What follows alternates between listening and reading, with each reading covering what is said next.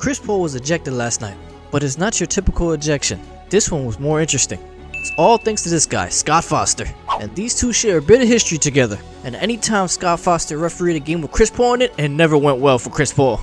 Chris Paul has a record of 3-17 with Scott Foster refereeing games. I don't know what it is, but I think Scott Foster got a personal vendetta against Chris Paul. It was so bad that back in 2019, James Harden said he should not be officiating any Rockets games. And then there was a Game 7 that Chris Paul was involved in. Chris Paul was trying to tie his shoes and check the scoreboard. And Chris Paul claimed that Foster gave him the okay. But Foster had other plans and still called a delay of game. It was even said that Foster told Chris Paul this is his first time officiating a Game 7 for Chris Paul in his career. And Chris Paul had no idea what he meant by that, but we know what he meant. Scott Foster needs to be checked. But that's why